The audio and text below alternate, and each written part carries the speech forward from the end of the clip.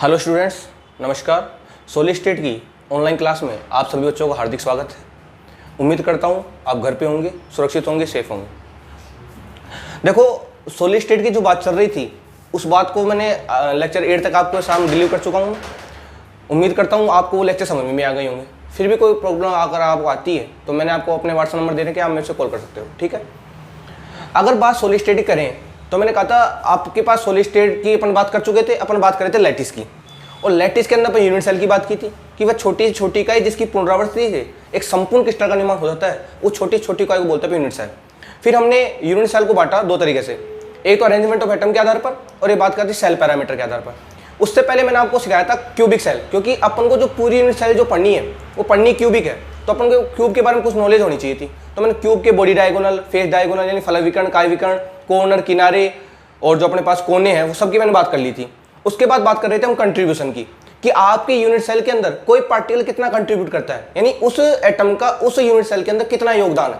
भाई आप जानते हो कोई भी एटम अगर आप यूनिट सेल पे रखोगे तो ये थोड़ी कि पूरा का पूरा काउंट होगा, क्योंकि यूनिट सेल तो बहुत सारी होती है, जो बहुत सारी यूनिट सेल से मिलकर तो एक लैटिस का निर्माण होता है कि नहीं होता।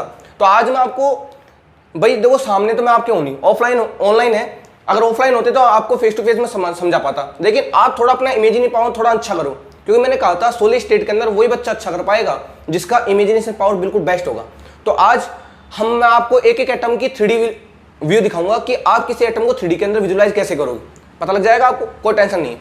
हाँ भाई, तो मैं समझा रहा था वो कंट्रीब्यूशन, और कंट्रीब्यूशन में हम 3 पॉइंट समझा दिए थे कि जब पार्टिकल घन के कोने पर व्यवस्थित होता है, कहा था जब पार्टिकल कहाँ होता है, घन के कोने पे होता है, तो कितना पार्ट काम आता है उसका, 1/8 पार्ट। जब पार्टिकल घन के सेंटर पे होता है, कितना पार्ट काम आता है, 1 का 1। और जब पार्टिकल फेस पे होता है यानी फलक पे होता है तो कितना काम आता है भाई, 1/2। ये बताया था मैंने आपको, इसका 1 पार्ट, इसका 1/2 पार्ट, ये था। जहां तक की बात कर ली। अब मैं आपको पूरे की पूरे समझाता हूँ, वापिस ध्यान से देखे जाना, ध्यान से, कि पार्टिकल को आप 3D के अंदर इमेजिंग कैसे करो। ये मेरे पास छोटा डिब्बा है, कोई सा डिब्बा मानो, हमको तो क्यूब की बात करनी है, आप इसको क्यूब मान लीजिए। क्यूब ये जनरल तो क्यूब है, क्यूब मानो आप इसको। अब सुनो ध्यान से, अगर पार्टिकल घन के कोने पर व्यवस्थित है, पहली बात कर रहा हूँ, पहले सारे समझा दूंगा आपको उसके ऊपर ही आज में, उसके बाद आपको मैंने लिखवाई दी, अब नोट्स मैंने भेज दी। अब सुनना ध्यान से बात, आप पूरी चीज आपको एक ही समझ में आ जाएगी अगर आप थोड़ा 3D के अंदर इसको इमेजिन कर पाओगे तो। पहली बात कर रहे हैं हम, पार्टिकल कहाँ पे व्यवस्थित है भाई, घन के कोने पर। कई विद्यार्थियों की प्रॉब्लम आई होगी सर कि शायद हमको 1/8 समझ में नहीं आया, अब आप समझाओगे पूरी तरीके से। सुनना ध्यान से बात, भाई आप जिस पार्टिकल को लेके आ रहे हो वो पार्टिकल स्फेरिकल है कि नहीं, पूरी बॉल के रूप में। और मैंने कहा था जब भी आप सॉलिड स्टेट की चर्चा करोगे तो पार्टिकल की जो पोजीशन दिखाओगे वो दिखाओगे सेंटर से। किसे दिखाओगे, सेंटर से। अब सुनना बात ध्यान से, ये मान लो आपके पास क्यूब है। अब ऐसे क्यूब कितने होंगे, ध्यान से देखना। एक क्यूब तो ये रहा, मैं दिखा रहा हूं आपको, एक क्यूब ये रहा, एक क्यूब इसके जस्ट पास में होगा इधर वाले, एक इसके पीछे होगा और एक इसके पीछे होगा। 4 क्यूब तो इस प्लेन में होंगे। सुना ध्यान से बात, एक क्यूब ये रहा, एक क्यूब इसके पास में होगा, एक क्यूब जस्ट इसके पीछे होगा और एक क्यूब इसके पास वाले के जस्ट पीछे, यानी 4 क्यूब तो इस प्लेन में आएंगे और 4 ही इसके ऊपर। टोटल क्यूब कितने होंगे आपके पास, 8। सुनना बात ध्यान से, उस 8 क्यूब से आपका पूरा इमेजिनेशन पावर स्ट्रांग हो जाएगा और पूरा कंट्रीब्यूशन आप चुटकियों में समझ जाओगे। सुनना बात ध्यान से, एक क्यूब तो ये रहा, एक जस्ट इसके पीछे, एक जस्ट इसके राइट में और एक जस्ट इसके पीछे, यानी 4 क्यूब तो इसके प्लेन के इस प्लेन पे और 4 के 4 इसके ऊपर। बात समझ, आपने थोड़ा 3D के अंदर इमेजिन कर लिया होगा कि एक तो इसके पीछे है, एक से यहाँ पे और एक इसके पीछे, 4 तो यहाँ पे और 4 इसके ऊपर। अब सुनना बात ध्यान से, अगर मैं पार्टिकल को कोने के ऊपर रख रहा हूं, अगर मैं एटम या मॉलिक्यूल जो भी है उसको रख रहा हूं घन के कोने पर, तो घन का कोना ये होगा। अब चाहे ये हो, ये हो, ये हो, ये हो। सुना बात ध्यान से, क्योंकि मैं आगे की नहीं बढ़ा रहा, मैं छोटी सी यूनिट सेल बता रहा हूं आपको, छोटा सा लैटिस। तो एक इसके पीछे था, एक यहाँ पे थे, एक इसके पीछे और 4 के 4 ऊपर। टोटल इस पूरी यूनिट सेल के अंदर कितने क्यूब होंगे हमारे पास, 8। अब सुना, अगर मैं उस एटम को यहाँ इसके सेंटर पे रखूं, इस कॉर्नर के सेंटर, मैंने कहा था जब भी आप सॉलिड स्टेट के अंदर पार्टिकल की चर्चा करोगे तो चर्चा करोगे सेंटर से। किससे करोगे, सेंटर से। अब मैंने बोल लेके आया, उस बॉल को रख दिया इस घन के मैंने कोने के ऊपर, रख दिया कोने के ऊपर। अब सोचो, अगर उस बॉल को मैं इस घन के कोने के ऊपर रखता हूं तो बॉल स्फेरिकल है कि नहीं, बॉल तो स्फेरिकल होते जानते हो आप। अगर उस बॉल को इसके कोने के ऊपर रखूंगा तो देखो एक क्यूब तो इसके पीछे है, एक इसके यहाँ पे, एक इसके पीछे, 4 क्यूब तो आपको यहां मिलेंगे और 4 के 4 क्यूब इसके मिलेंगे आपको ऊपर, यानी टोटल क्यूब कितने हैं, 8। तो अगर मैं उस एटम को यहां पे लाता हूं तो वो आपका जो एटम है, वो पूरी की जो पूरी बॉल है, बताओ वो कितनी क्यूब के अंदर कॉमन होगी, वो इसके अंदर भी कॉमन होगी, क्योंकि पूरी पूरी फिट होगी कि नहीं होगी, बीच के बीच आएंगी पूरे। तो मैं कहूंगा आपका जो एटम है वो यहाँ पे आएगा, तो मैं कहूंगा वो इस क्यूब के अंदर कॉमन होगा, वो इसके पीछे वाले में भी कॉमन होगा वो इसके इधर वाले में भी कॉमन होगा और इसके पीछे वाले, यानी 4 क्यूब में तो यहाँ कॉमन होगा। अब बॉल तो स्फेरिकल होती कि नहीं होती, तो मैं कहूंगा बॉल का ये वाला पार्ट आएगा, ऐसी बॉल मान लो आप, बताओ ये जो बॉल का ये वाला पार्ट ऊपर वाला, बताओ ऊपर वाले 4 क्यूब के अंदर कॉमन होगा कि नहीं होगा। सुना बात ध्यान से, 4 क्यूब तो आपको यहाँ दिख गए होंगे, 4 इसके ऊपर, इमेजिन कर लेना ध्यान से। अगर मैं इस बॉल को यहाँ पे लेके आ रहा हूं तो बॉल तो स्फेरिकल होती है भाई, तो मैं कहूंगा जो बॉल है वो नीचे वाले 4 के अंदर तो कॉमन होगी भाई। बॉल का ये वाला पार्ट मान लो आप, अगर मान लो ये बॉल है तो ये नीचे वाले में 4 में कॉमन आई, साथ में तो ऊपर वाले में कॉमन आएगी नहीं आएगी। ऊपर भी कितने हैं 4, नीचे भी कितने 4, टोटल क्यूब कितने अपने पास 8। कितने क्यूब अपने पास 8। अगर 8 क्यूब है और बॉल कितने अपने पास 1, तो बताओ 1 के अंदर कितना पार्ट जाएगा 1/8 जाएगा, नहीं जाएगा भाई। आपके पास एटम 1 है, पार्टी मतलब कितने के अंदर कॉमन आ रहा है 8 के अंदर, तो उसका 1 के अंदर कितना भाग जाएगा, उसका 1/8 जाएगा, नहीं जाएगा। पता लग गया होगा आपको कि आपके पास बॉल 1 थी, उसका कंट्रीब्यूशन यानी वो एक बॉल कितने क्यूब के अंदर कॉमन थी भाई 8 के अंदर, तो 1 क्यूब में उसका कितना भाग जाएगा 1/8। पता लग गया कि जब पार्टिकल घन के कोने पे व्यवस्थित होता है तो उसका कितना पार्ट काम आता है भाई 1/8। अब सुना दूसरी बात, अब मैं बात कर रहा हूं घन की केंद्र की। किसकी बात कर रहा हूं, घन की केंद्र की। मान लो मैं इस डिब्बे को खोल दिया, घन है, और इस घन के केंद्र पर मान लो मैं यहां पे इसके बीचों बीच, घन का समझ गए हो ना, बीचों बीच, घन का सेंटर घन का बीचों बीच होता है। अगर इस घन के सेंटर में इस चौक को रख रहा हूं, मान लो चौक को स्फेरिकल मान लो आप, तो अगर इसके बीचों बीच रखता हूं तो बताओ ये जो चौक है इसके पीछे वाले, इसके इधर वाले, इसके इधर 4, तो यहाँ पे 4 इसके ऊपर, बताओ उनमें से किसी अंदर कॉमन आएगा क्या। मैं कहूंगा ये चौक तो भैया इस क्यूब के अंदर बंद होगा कि नहीं होगा, तो मैं कहूंगा आपका जो ये पार्टिकल है पूरा का पूरा इस क्यूब के अंदर काउंट होगा। बताओ होगा कि नहीं होगा, पूरा का पूरा किसके अंदर काउंट होगा, इस क्यूब के अंदर। अगर पूरा का पूरा इस क्यूब के अंदर काउंट होगा, बताओ उसका पूरा का पूरा भाग आएगा नहीं आएगा। लिख दिया मैंने, समझ में आ गई बात भाई। जो आपके पास कोने में था, जो आपके पास कोने में था वो तो यहाँ 4 में, और ऊपर वाले 4 8 क्यूब के अंदर कॉमन था, तो इसलिए उसका पार्ट कितना आ गया 1/8। लेकिन आपके पास अगर इस बॉल को मैं इस क्यूब के अंदर फिट कर दूं तो पूरी की पूरी बॉल भाई इस क्यूब के अंदर तो काउंट होगी, वो इसके अंदर थोड़ी, ये थोड़ी कि यहां से फटके बाहर निकल जाएगी इधर वाले में। तो मैं कहूंगा पूरी की पूरी बॉल किसके अंदर काउंट होगी, इस क्यूब के अंदर। बताओ पूरा का पूरा पार्टीशन काम आएगा नहीं आएगा। तो मैं कहूंगा अगर पार्टिकल घन के सेंटर पे है, बताओ पूरा पूरा भाग काम आता ही नहीं आता। बात समझ में आ गई। अब सुना बात ध्यान से, अब मैं बात कर रहा हूं फेस की। देखो फेस, घन के अंदर कितने फेस है, देखो कोने 1 2 3 4, 4 कोने ऊपर और 4 कोने, 1 2 3 4, 4 4 4 8। किनारे कितने हैं, एक किनारे 1 2 3 4, 4 किनारे ऊपर और 4 किनारे, 1 2 3 4, 4 नीचे और 4 इधर, 1 2 3 और 4, 12 किनारे हो गए। अब सुना फलक, फलक क्या होंगे, एक फलक ये रहा, देखो 1 2 3 4 5 और 6, दिख गए फलक। अब मैं कह रहा हूं कि जो बॉल है वो कहां पे स्थित है भाई, फलक के केंद्र पर। अगर मैं इस बॉल को यहां फिट करता हूं तो देखो एक क्यूब इसके पीछे था, एक इसके यहां पे, एक उसके पीछे, 4 क्यूब तो ये रहे और 4 के 4 इसके ऊपर माने थे आप, माने थे। अब बॉल स्फेरिकल होगी और बॉल को कहां से रखोगे आप, सेंटर से। अगर उस बॉल को मैं यहां लाता हूं सेंटर से, तो मैं कहूंगा वो जो बॉल आप रखोगे वो एक आधी बॉल तो इसके अंदर जाएगी और आधी बॉल इसके पास वाले के अंदर जाएगी, नहीं जाएगी। बताओ वो जो बॉल है क्या इधर वाले के अंदर जाएगी क्या, क्या इसके पीछे वाले के लिए जाएगी क्या, क्या उन 4 ऊपर वालों में जाएगी क्या, नहीं जाएगी। वो बॉल किसके अंदर जाएगी, जो मान लो अगर ये दूसरा क्यूब होता तो ये क्यूब इसके पास में आता ही नहीं आता, तो मैं कहता हूं वो जो बॉल थी वो आधी जाएगी इसके अंदर, आधी जाएगी इसके अंदर, जाएगी नहीं जाएंगे। अगर आधी जा रही है तो एटम अपने पास कितना है, 1, और वो एक जो बॉल है वो कितने क्यूब के अंदर कॉमन है, एक इसके अंदर कॉमन है और एक इसके पास वाली के अंदर। यानी मैं कहूंगा आपकी एक बॉल 2 क्यूब के अंदर कॉमन है, आपकी एक बॉल कितने के अंदर कॉमन है, 2 के अंदर। तो बताओ एक के अंदर उसका भाग कितना होगा, आधा ही तो होगा, आधा लिख दिया। बात समझ में आ गई होगी आपको, समझ में आ गई। अब आप कहोगे सर ये आपने ये क्यों लिया, आप तो ये वाला ले लो, कोई बात नहीं, ये वाला ले। अगर आप इस फेस के ऊपर बॉल को रखोगे तो इधर वाली बात छोड़ दो, इधर तो आएगा नहीं, इधर भी नहीं आएगा, इधर भी नहीं आएगा। अब इसके ऊपर भी तो क्यूब रखा हुआ है, बताओ आधी बॉल तो इसके अंदर आ जाएगी और आधी इसके ऊपर वाले के अंदर जाएगी, नहीं जाएगी, तो भी तो बात आधे की होगी भाई। आपकी एक बॉल एक ऊपर वाले में कॉमन आ रही है, एक नीचे वाले में कॉमन आ रही है, बताओ एक बॉल का कितना काम आएगा फिर, हाफ। तो मैं कहूंगा जब पार्टिकल फलक पर स्थित हो तो उसका कितना भाग काम आता है भाई, 1/2। कितना काम आता है, 1/2। अब सुना ध्यान से, 4 पॉइंट, यहां तक बात मेरे ख्याल से आपको समझ में आ गई होगी। 4 पॉइंट समझिए, 3 बात तो अपने समझ में आ गई। 4 पॉइंट, जब पार्टिकल कहां पे हो, ये ले लिया आपने किनारे पे, एज, एज यानी क्या होता है, किनारा। अब सुना बात ध्यान से, बिल्कुल अगर आप इमेजिन कर पा रहे हो तो मैं समझ गया आपको पूरी बात समझ में आ गई होगी, अगर इमेजिन कर पा रहे हो तो आप। अब सुनना बात ध्यान से, अगर पार्टिकल कहां पे, घन के किनारे पे। अब किनारे कितने अपने पास, 12, देखो 1 2 3 4, 4 तो ये 5 6 7 8 9 10 11 और 12, 12 किनारे है, पूरे 12 एज। अब मैं रख रहा हूं पार्टिकल को एज के ऊपर, कैसे रख लो आपने, यहां पे रख दिया एज, ये यहां थोड़ी रखो, ये कॉर्नर है, एज तो ये है अपने, ये वाला यहां पे रख दिया मैंने पार्टिकल। पार्टिकल स्फेरिकल होता ही नहीं होता। अब सुनो, इसके पीछे भी क्यूब है, इसके इधर भी क्यूब है, इसके इधर भी क्यूब है, 4 क्यूब तो यहां पे और 4 क्यूब इसके ऊपर है। अब आपने जो बॉल रखी वो यहां पे रखी, ऐसे रखी आपने बॉल, ऐसा मान लो आपने जो बॉल रखी है ऐसे रखी। अब बताओ ये जो बॉल का ये वाला पार्ट है क्या ऊपर वाले 4 क्यूब के अंदर जा रहा है क्या? नहीं जा रहा। कब जाता है? अगर ये ऐसी होती तो मैं कहूंगा बॉल तो आपके पास ऐसे भाई, ये दिखा नहीं सकता मैं आपको, लेकिन समझे ना आप। अगर बॉल को फिट करो तो ये बॉल यहाँ पे फिट हो जाएगी ऐसे, तो मैं कहूँगा वो जो बॉल है स्फेरिकल है इसे चारों, वो इसके पीछे वाले में भी जाएगी, इसके इधर वाले में भी जाएगी, इसके पीछे वाले में जाएगी। बताओ क्या ऊपर 4 वालों में जाएगी क्या? नहीं जाएगी।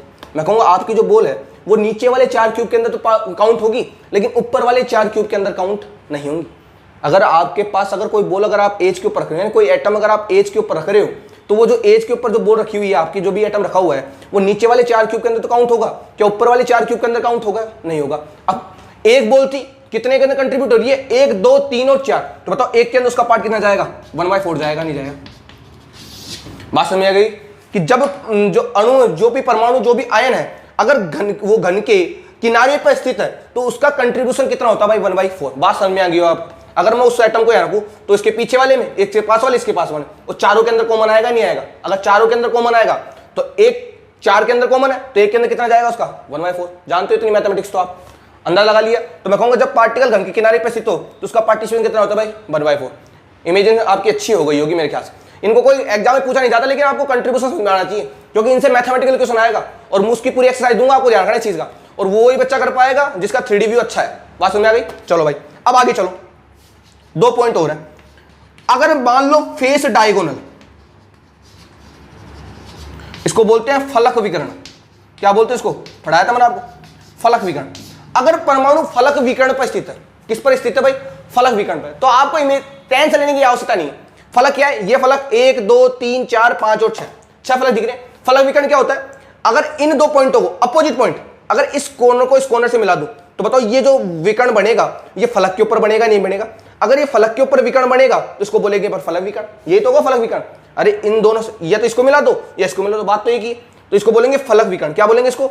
अगर फेस के ऊपर 2 अपोजिट सेंटर को मिला दिया जाता है तो बनने वाला डायगोनल क्या कहलाता है भाई? फलक विकर्ण। तो इसको अगर इससे जोड़ दूं तो यहाँ पे जो लाइन बनेगी वो बताओ उसका फेस डायगोनल होगा कि नहीं होगा? अब सुनो ध्यान से, अगर इस फेस डायगोनल के ऊपर, फेस नहीं फेस डायगोनल, तो बीच में एक रेखा होगी, कोई इमेजिन रेखा। अगर इस फेस डायगोनल के ऊपर मैं कोई बॉल को लेके आ रहा हूं, यानी कोई एटम को लेके आ रहा हूं, तो इसके पीछे भी क्यूब है, इसके इधर भी, इसके इधर, 4 यहां पे 4 ऊपर। अब अगर आप बॉल को लेके आओगे तो बताओ बॉल यहां आएगी नहीं आएगी? तो वो बॉल जो आप लेके आ रहे हो वो आधी तो इसके अंदर जाएगी और आधी इसके पास वाले में। क्या बताओ 2 पीछे के अंदर जाएगी क्या? नहीं जाएगी। जाएगी क्या? नहीं जाएगी। क्या ऊपर वालों में जाएगी क्या? नहीं जाएंगी। यानी आप जो एटम लेके आ रहे हो फेस डायगोनल के ऊपर, उसकी हालत तो ऐसी होगी जैसी हालत किसके ऊपर थी? फेस के ऊपर। यानी वो एक तो इसके अंदर काउंट होगी और एक इसके पास वाले। यानी आप जो बॉल लेके आ रहे हो यहीं तो लेके आओगे सेंटर के अंदर, तो इधर भी काउंट होगी इधर भी काउंट होगी। यानी एक बॉल किसके अंदर काउंट होगी? 2 के अंदर। बताओ एक के अंदर पार्ट कितना जाएगा उसका? 1/2 जाएगा, नहीं जाएगा? कितना जाएगा? 1/2। बात समझ आ गई? अगर ये 2 अपोजिट सेंटर को मिला दूंगा फेस के तो बताओ फेस डायगोनल बनेगा नहीं बनेगा? फलक विकर्ण बन जाएगा। और फलक विकर्ण के ऊपर अगर आपको यहाँ पे रख रहे हो एटम, तो इसके पास वाले क्यूब के अंदर कॉमन होगा कि नहीं होगा? वो पीछे वाले में नहीं जाएगा। तो बताओ एक एटम 2 के अंदर कॉमन है तो एक के अंदर कितना जाएगा? 1/2 जाएगा, नहीं जाएगा? पता लग गया फलक विकर्ण। अब रह गया लास्ट काय विकर्ण, उसको बोलते हैं बॉडी डायगोनल। एक और रह गया भाई बॉडी डायगोनल। देखो बॉडी डायगोनल क्या होता है, सुनना ध्यान से। बॉडी डायगोनल के लिए मेरे को थोड़ा क्यूब को खोलना पड़ेगा, क्योंकि आपको 3D में थोड़ी इमेजिन करने वाली। बॉडी डायगोनल क्या था? अगर आप जिस रूम के अंदर बैठे हुए हो, सुना ध्यान से, अगर एक कॉर्नर को इस कॉर्नर को, अगर 2 अपोजिट कॉर्नर को मिला दूं ऐसे, अगर मैं ऐसे मिलाता, सुना ध्यान से, अगर मैं ऐसे मिलाता तो फेस की बात हो जाती, उसको तो बोलते हैं फेस डायगोनल। सोचो ध्यान से, लेकिन मैंने ऐसे मिलाया यहां से लेके यहां तक, तो बताओ बीचों बीच एक आएगी नहीं आएगी? अगर इस फेस बॉडी डायगोनल के बीचों बीच में अगर कोई बॉल रखा हूं तो बताओ ये बॉल जो है ये पूरे क्यूब के अंदर काउंट होगी नहीं होगी? पूरे क्यूब, यानी एक ही क्यूब के अंदर काउंट होगी। सोचो ना, अगर मैं इस कोने को इस कोने से मिलाऊंगा तो कोई बीच में से एक ऐसे आएगी कोई इमेजिनरी एक्स, ऐसे यहां से अंदर से होती है, यहां से पुट करोगे, यहां से आउट कर दोगे, यहां से इन यहां से आउट। तो बताओ जो आइटम रखोगे आप बीच के अंदर रखोगे, तो बताओ जो आइटम आप बीच के अंदर रख रहे हो वो इस क्यूब के अंदर काउंट होगा, इसके पास वाले के अंदर काउंट होगा? यही काउंट होगा इसके अंदर ही, ना इधर जाएगा, इधर जाएगा, ना इधर जाएगा, ना ही ऊपर जाएगा। यानी पूरा का पूरा आइटम किसके अंदर काउंट होगा? पूरे एक क्यूब के अंदर। तो बताओ उसका पार्टिसिपेंट पूरा बनाएगा नहीं आएगा? पता लग गया आपको? लगा लिया अंदाजा? तो पता लग गया होगा कि जब पार्टिकल घन के कोने पर होगा तो 8 के अंदर इधर भी कॉमन आएगा, इसके इधर भी 4 ऊपर, 1/8 हो गया। सेंटर पे होगा तो अंदर ही चल जाएगा, पूरा पूरा काउंट होगा। फेस पे होगा, इसके इधर वाले, चाहे इधर वाले देख लो, उसके उधर वाले भी, इसके इधर वाले भी, इसके इधर वाले, इसके ऊपर वाले भी, इसके नीचे वाले, तो पूरे 2 के अंदर काउंट होगा, 1/2 हो गया। एच भी हो, बता दिया आपको, बॉल यहाँ आएगी, इमेजिन करना थोड़ा, नीचे वाले में तो काउंट होगी, प्रॉब्लम काउंट थोड़ी होगी, 1/4 हो जाएगा। फेस डायगोनल पे होगा, दिख रहा है फेस डायगोनल साफ साफ। अरे सोचो ना, आप जिस कमरा के अंदर दीवार के ऊपर बैठे हो, अगर दीवार के अंदर यहाँ बॉल फिट करूं मैं, तो आधी बॉल तो आपके सामने होगी, आधी बॉल दूसरे कमरे में जाएगी नहीं जाएगी, तो एक के अंदर कितना जाएगा, उसका 1/2 जाएगा नहीं जाएगा, पता लग गया होगा आप साफ साफ। आप बॉडी डायगोनल में हो तो अंदर आ जाएगा पूरा, और फेस डायगोनल वही काम होगा जो फेस में। तो ये होता है अपने पास कंट्रीब्यूशन का तरीका, बस समझ गया, पता लग गया होगा आपको। अगर कॉर्नर पे है तो 1/8, सेंटर पे है तो पूरा 1, अगर एज पे है तो 1/4, फेस पे है तो 1/2, फेस डायगोनल पे है तो भी 1/2, अगर बॉडी डायगोनल पे है तो पूरा 1। ये अपने पास होती है कि कंट्रीब्यूशन किसी भी एटम का घन के कोने के अंदर कैसे कैसे होता है, पता लग गया आपको। अब मैं जैसे मान लो आपसे कोई कह रहा हूँ कि मान लो कोई यूनिट सेल है, उसके अंदर जो एटम है बॉडी सेंटर के ऊपर प्रेजेंट है, कहाँ पे स्थित है भाई, बॉडी सेंटर पे, बॉडी सेंटर पे स्थित है, तो सेंटर के अंदर पूरा पूरा एटम काउंट होगा। बताओ उसके अंदर कितने एटम है, पूरा एक ही तो काउंट होगा भाई, तो एक ही एटम होगा इसके अंदर, बात समझ में आ गई, ये बात है।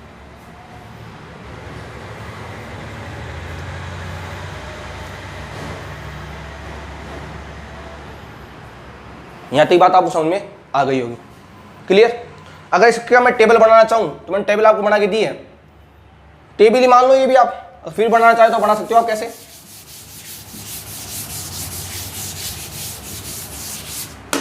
देखो यहां तो लिख रहा हूं मैं पोजीशन, पोजीशन कौन सी है, और यहां लिख रहा हूं उसका कंट्रीब्यूशन।